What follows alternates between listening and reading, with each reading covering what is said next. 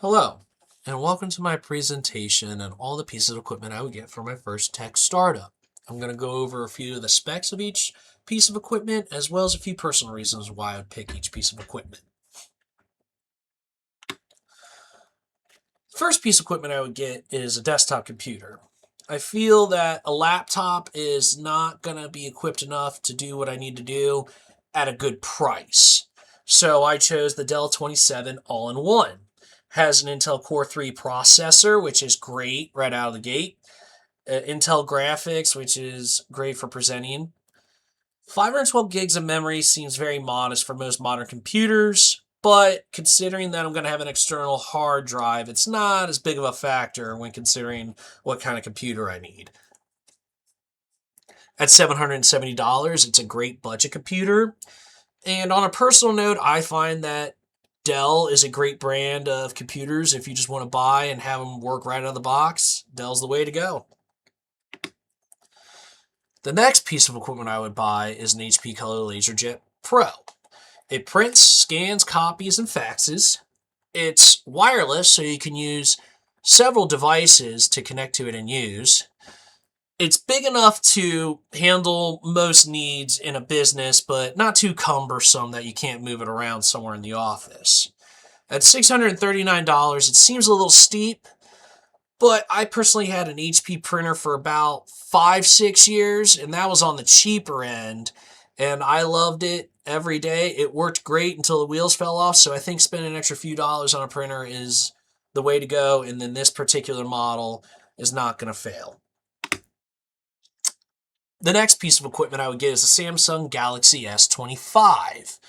I've used Samsung's Galaxy line for the past decade now. They're great phones. I personally own the S25 myself, and I love it. It runs on Android, which is very user-friendly. It has 8 gigs of RAM, which rivals most computers. 256 gigs of storage, which is great for a phone. Most of these phones, you won't need to upgrade for about 3, maybe 4 years. You could stretch it to even 5 years if the battery stays good, and most of the time the battery is going to stay good. These phones can be priced high, but I found this particular one for $682, which in terms of phones, that's a pretty good budget buy. The next piece of equipment that I would acquire is a Toshiba portable external hard drive. If I'm doing a startup business, I'm going to need a lot of memory. And the benefit of an external hard drive is I can get several hard drives to organize what's on them. Now this one is 4 terabytes, so I'd probably just organize on this one until I use it up and get another one. It uses a USB, which most people are familiar with. It runs on PC and Mac in case I got to share with colleagues or coworkers. Toshiba is a very middle-of-the-road brand, meaning it's going to be on the cheaper end. This one's $130, but it's not cheaply made. It's always going to perform, connect, and be reliable throughout its whole use. The last product is the Samsung Galaxy Tablet. Once again, I personally like Samsung. I love the line of Galaxy.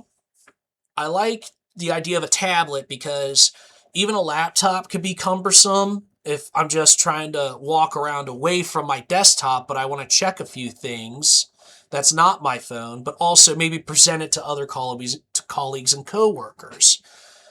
This particular one has 128 gigs of memory, which is more than enough for a tablet that I'm just using around.